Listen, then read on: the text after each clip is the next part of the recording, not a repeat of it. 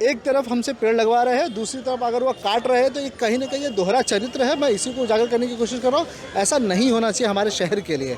और आप इस तरीके से जो टैक्स पेयर का पैसा है उसको बर्बाद ना करें। और मैं चाहूँगा कि अगर आप लोगों, मैं आपके माध्यम से कहना चाहूँगा कॉर्पोरेशन को, अगर उन्होंने अपने पेपर वर्क आगे कर लिया, उन्होंने डिसाइड किया, तो मैं चाहूँगा कि ये पुनर्विचार करें यहाँ के लोगों के लिए, यहाँ के रहवासियों के लिए, साथ ही साथ पर्यावरण के लिए। क्योंकि मेकिंग द डिफरेंस पर्यावरण पे बहुत ही संजीदगी से काम कर रही है। आप देख रहे होंगे मेकिंग द डिफरेंस सिर्फ मीरा भाईंदर में नहीं, ऑल ओवर इंडिया में प्लांटेशन ड्राइव्स कर रही है। इस साल हम खुद और 40,000 पेड़ लगा रहे हैं अलग अलग लोकेशन पे। साथ ही साथ मीरा भाईंदर में भी हम वेस्ट मैनेजमेंट को लेके, पर्यावरण के हित के लिए ये कार्य कर रहे हैं। बट इसी तरीके से हम कर भी रहे हैं और करना भी चाहते हैं। बट आप लोगों से यही विनती रहेगी कि आप ऐसे पेड़ों को कटाई ना करें जिससे पर्यावरण और रहवासियों को नुकसान। कोई भी पेड़ या जो चीज़ें काटनी होती है उसके लिए आपको जाहिरात देने होते हैं, कुछ पेपर वर्क करने होते हैं। इन्होंने बहुत ही स्मार्टली इसको बहुत ही मिनिमम और ऐसे लोकल न्यूज़पेपर्स को दिए जिसका पब्लिकेशन और डिस्ट्रीब्यूशन बहुत मिनिमम है। जो आपका जो सी लाइन जो सैलिनेशन है प्रोजेक्ट है, उसको आगे प्रोजेक्ट में डालिए। एसटीपी क्यों? एसटीपी सिर्फ इंडिया में नहीं है। आज आप गूगल में चले जाइए, यूएसए, हर जगह पे एसटीपी का मांग को रद्द किया जा रहा है। तो हम इंडिया वाले क्यों उसको एक्सेप्ट कर रहे हैं? यहाँ सवाल 1300 पेड़ का है, 1300 झाड़ों का सवाल है और एक तरफ पर्यावरण का हाल हमें दिख ही रहा है। क्या कहना चाहेंगे सर? और आज ये इतनी तादाद में जो लोग आपके साथ आए हैं उस पर आप क्या कहेंगे? पहली बात मैं बता दूं कि यूनिक गार्डन के सभी लोग हैं, वो मेरे साथ नहीं, वो सब एक दूसरे के साथ है। पूरा एक अच्छा जागरूकता फैली है यहाँ। दो विषय था, एक तो एसटी प्लांट चाहिए लेकिन यहाँ नहीं, मनुष्य बस्ती के बाहर चाहिए था। सेकंडली जो उसकी वजह से जो झाड़ काटे जाएंगे, मतलब करीब 1300 झाड़ काटे जाएंगे। हम लोग एक तरफ पर्यावरण बचाने की बात कर रहे हैं, एक्वा इंडेक्स हमारा खराब होते जा रहा है, उसके बावजूद हम लोग और पेड़ काटे जा रहे हैं। तो यहाँ का काय का विकास है? ये विकास करना है तो सब पब्लिक को साथ में लेके उनका हेल्थ का ख्याल रखे, उसके बाद में विकास करना जरूरी था। इसके पहले भी 2 साल पहले भी ऐसे ही प्रस्ताव आया था जिसका सभी यूनिक गार्डन के लोगों ने विरोध किया था। साथ में नरेंद्र मेहता जी ने साथ देके तभी वो बंद किया था। लेकिन उसके बाद में इन्होंने वापस प्रस्ताव लाया, पास किया। अभी फिलहाल सब लोग जागरूक हो गए, सभी यूनिक गार्डन वाले, सभी करीब 25-30 बिल्डिंग वाले हैं, सोसाइटी वाले हैं जो जागरूक है। और इसके ये पहला फेज़ है। इसके बाद में सेकंड थर्ड फेज में बाद में एक बड़ा आंदोलन होगा जो कमिश्नर के साथ होगा या तो फिर उधर और सोसाइटी में। जगनम सर, आपको देखा था लास्ट टाइम हमारी बात हुई थी उस प्रोजेक्ट्स को लेकर जहाँ पे लोगों को स्मेल से बहुत इश्यूज होता था। आज एसटीपी एक्सटेंशन की वजह से यहाँ पे करीब बहुत सारे बच्चों के हेल्थ पे सवाल खड़ा रहे, तो क्या कहना चाहेंगे सर? देखिए, आपको तो याद ही था कि पीछे जो बायो माइनिंग का भी एक प्रोजेक्ट है वो भी कम्प्लीटली अनऑथोराइज है, इलीगल है। रेसिडेंशियल जोन में ऐसे प्रोजेक्ट लाना ही नहीं चाहिए। तभी ठीक है, लोगों में जागरूकता नहीं थी। मेरे वीडियो जब अपना वीडियो बना, हम लोग रूबरू हो गए थे, तब वो विषय को कहाँ तो ये गति मिल गई थी। फिर यहाँ पे अभी कैबिनेट मंत्री जो बन चुके हैं अभी प्रताप जी सरनायक, उन्होंने बोला था, तभी इन लोगों को आश्वासन दिया था कि मैं एमएलए चुन के आने के बाद मैं वापस हटाऊंगा। अभी तक उसके ऊपर कुछ कार्रवाई नहीं की। रही बात इस 269 रिजर्वेशन नंबर की, इसकी पूरी प्रोसेस कंप्लीट होने के बाद में मैं और एडवोकेट कृष्णा गुप्ता जी, हम दोनों ने ही इसका विरोध किया था। अभी फ़िलहाल इन लोगों को जागरूकता मिली, लोकल कॉरपोरेटर जो यहाँ के रह चुके तेरेडे जी, इनको अभी जानकारी मिली। इसके बाद अभी ये सब लोग यहाँ पे उतरे। कैसा होता है कि महानगर पालिका जो काम करना चाहती है, जिस एरिया में काम करना चाहती है, उस एरिया के लोगों को विश्वास में लेती ही नहीं है।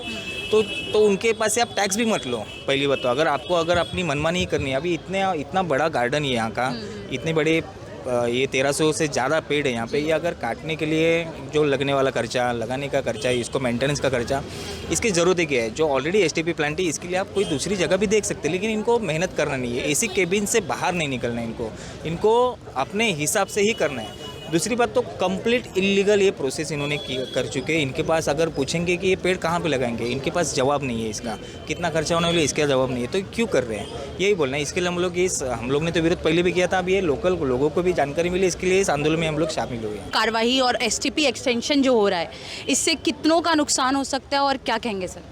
देखिए, मीरा भाईंदर महानगर पालिका टोटली अनप्रोफेशनल काम कर रही है और इलीगल तो खैर करती ही रहती है रोज़। अनप्रोफेशनल काम है। मीरा भाईंदर महानगर पालिका ने जब इसकी एडवर्टीजमेंट निकाली नवंबर 24 में, तो नवंबर 24 में एडवर्टीजमेंट निकालते हुए उन्होंने सिर्फ और सिर्फ पेपर में, लोकल पेपर में एडवर्टीजमेंट दिया। उनको इस लोकल एरिया में एडवर्टीजमेंट देनी चाहिए थी, पोस्टर्स चिपकाने चाहिए थे, उन्होंने वो नहीं किया। यहाँ 1300 के करीब झाड़ है, एज पर लॉ उनको उन झाड़ों के ऊपर पोस्टर चिपकाना होता है और लिखना होता है कि इन पेड़ों को हम काट रहे हैं, उनका डिमार्केशन करना होता है पेड़ को 1 2 3 करके। इन्होंने वो नहीं करा। कितने पेड़ है इनको ये नहीं पता, कहाँ लगाने वाले हो ये नहीं पता। पता, कितना खर्च होने वाला ये नहीं पता, लगाने के बाद कितना उसकी सर्वाइवल कैपेसिटी होगी कॉर्पोरेशन को ये भी नहीं पता। सबसे बड़ी बात है कि इन पेड़ों को लगाना कहाँ है कॉर्पोरेशन को अब तक पता ही नहीं। कॉर्पोरेशन ने निश्चित ही नहीं किया कि पेड़ लगाने कहाँ है। टोटली अनप्रोफेशनल, इलीगल और अनएथिकल काम महानगर पालिका कर रही है। शहर का air quality index totally deteriorate हो चुका है और ऐसा रहते हुए मीरा भाईंदर महानगर पालिका अगर जो बने बनाए पेड़ है उनको काटने निकल रही है कुछ प्राइवेट कॉन्ट्रैक्टर्स को बेनिफिट कराने के लिए। यहाँ के लोकल पॉलिटिशियन से मैंने कल भी बात करी, दोनों आमदारों से बात करा, तो हमें उम्मीद है कि ये पेड़ काटने का जो डिसीजन है कॉर्पोरेशन रिवोक करेगी और नहीं करेगी। तो इसी गार्डन में हम यहाँ बैठने वाले लोकल जितने रेसिडेंट्स हैं उनको लेकर के हम यहीं प्रोटेस्ट पे बैठने वाले। कॉर्पोरेशन को अपना डिसीजन विड्रॉ करना पड़ेगा। और ऐसे जगह को अनफॉर्चुनेटली कॉर्पोरेशन जो है कि एसटीपी प्लांट के एक्सटेंशन के लिए चुनती है, तो इससे ये साबित होता है कि शायद कॉर्पोरेशन जो है पर्यावरण और यहाँ के रहने वाले निवासियों के सांस की कीमत पर अपने इस एक्सटेंशन प्लांट का एक्सटेंशन करने जा रही है, जो कि बहुत ही दुर्भाग्यपूर्ण है। हो सकता है कि आने वाले समय में अगर इसी तरह से ये सब चलता रहा तो आने वाले समय में अगर बच्चे हमसे पूछेंगे कि आपने हमारे लिए क्या छोड़ा, तो हम शायद उनको ये जवाब देंगे कि हमने आपके लिए प्रदूषण से भरा एक बीमार जो है कि शहर छोड़ा है।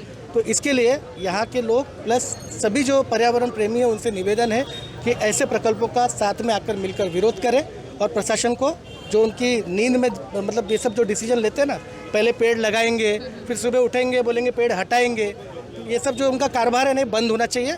हम उनको जो है कि आज एक चेतावनी दे रहे हैं, साथ में आपके माध्यम से हाथ जोड़कर उनसे निवेदन कर रहे हैं कि वो अपने डिसीजन पर पुनर्विचार करें और इस प्रकल्प को रहीवासी क्षेत्र से दूर बिना पर्यावरण को नुकसान पहुंचाए करें। यही आपसे निवेदन है। पैसअप कर रहे हैं एज एन जितने भी जो बिल्डर्स हैं वो हम जितने भी लोग फ्लैट्स खरीद रहे हैं वो क्यों चाह रहे हैं कि हम एसटीपी खरीदें, क्योंकि उनको फोर्स किया जा रहा है मार्केटिंग के थ्रू और हमको कैसा कारोबार डाला जा रहा है कि आप भी यूज़ करें। ये डेवलपमेंट नहीं है, ये बिल्कुल भी डेवलपमेंट नहीं है। डेवलपमेंट उसको बोला जाता है, विकास उसको बोला जाता है जहाँ पब्लिक के लिए भलाई के लिए हो। ये भलाई कहाँ है पब्लिक की? पब्लिक को तो पहली बात तो पता ही नहीं है कि एसटीपी क्या होता है। इनके लिए तो ऐसा है कि एक बर्तन के ऊपर चावल का आपादी उबल रहा है बस। इनको ये नहीं पता कि कौन सा पानी के घर में आ रहा है, कौन सा पानी कहाँ जा रहा है। हम पब्लिक को आंख बंद करके चलने की आदत है। अगर हम यहाँ वॉक कर रहे हैं तो हम बस ये देख रहे हैं कि बस एक पानी की टंकी चल रही है, उसका हो रहा है। यही चीज़ का तो फ़ायदा उन लोग उठाते हैं ना। हम आंख बंद करके चल रहे हैं, इसी का फ़ायदा उन लोग उठा रहे हैं आज। तो हमें उस आँख को खोलना है, हमें कन्या को बर्बाद नहीं होने देना है। जितने भी पॉलिटिकल है हम चाह रहे वो आए हैं, प्लीज़ हमारा साथ दे, आप हमारा साथ दे ताकि इस पे हम जो है आगे बढ़े और कन्या को अच्छा बनाएं। Please, thank you. जी सर, आप कुछ कहना चाहते हैं? देखिए, सबसे पहली बात तो एक पॉइंट मेंशन करूंगा। ये जो लैंड है वो लैंड भी डिस्प्यूटेड है। अभी तक कॉरपोरेशन का नाम भी नहीं चढ़ा है इसके ऊपर। अगर महानगर पालिका के जितने भी शहर अभियंता है अगर वो देखेंगे स्टार्ट टू एंड, अगर पेपर्स निकालेंगे तो जो जिन लोगों की ज़मीन है उनको अभी तक एक भी ऑथेंटिक पेपर नहीं है।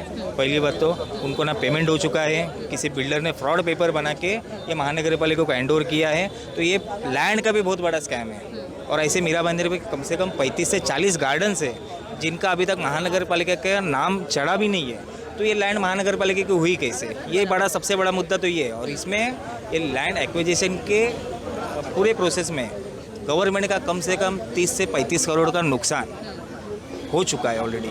इसकी भी भरपाई इस आंदोलन के जरिए निकलना चाहिए। मतलब अगर बात निकली है तो शुरुआत से करनी चाहिए। 1975 का अगर एग्रीमेंट अगर आप निकल के देखेंगे तो जिन लोगों की ज़मीन थी उसका एक भी ऑथेंटिक पेपर भी नहीं मिलेगा। तो ये महानगर पालिका की गार्डन भी नहीं है, ना इस 269 जो रिजर्वेशन है वो भी नहीं है, ना एसटीपी प्लान उनके मालिकी का नहीं है। ये आपको बताना चाहिए।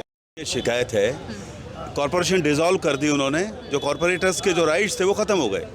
इलेक्शन की वजह से सब कुछ डिले है, लेकिन वो अपनी मनमानी ऐसे कर रहे हैं उनके ऑफिसर्स जैसे उनके बाप का बगीचा हो गया।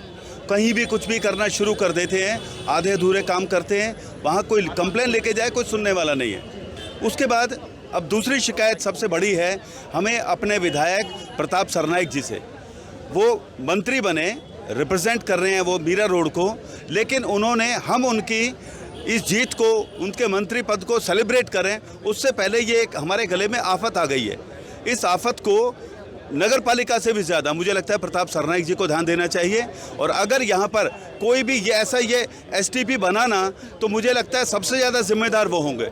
उनको आज तक हमने ना सभा करने के लिए किसी ने उनको जिम्मेदार बताया, ना कभी उन पे दबाव डाला कि भाई आप हमारी मांगें सुने, आप यहाँ पे आके कोई सभाएं करें, हमारे आंदोलन में साथ बैठें। हमने कभी मौका नहीं दिया उनको। वोट तभी डालेंगे जब कोई कंडीशन है। नहीं, उन्होंने सिर्फ ये लगा कि भाई प्रताप सरनाईक यहाँ को रिप्रेजेंट करने के लिए खड़े हुए हैं हमारे विधायक पद के लिए। हमने कहा खुशी से हम वोट देंगे। हमने कुछ नहीं देखा, कोई पार्टी नहीं देखी, कोई चेहरा नहीं देखा। लेकिन अब अगर वो ऐसा करेंगे, अगर वो चुप्पी साधेंगे, तो ये फिर याद रखना कि उनको अगली बार ये चुप्पी लंबी हो जाएगी।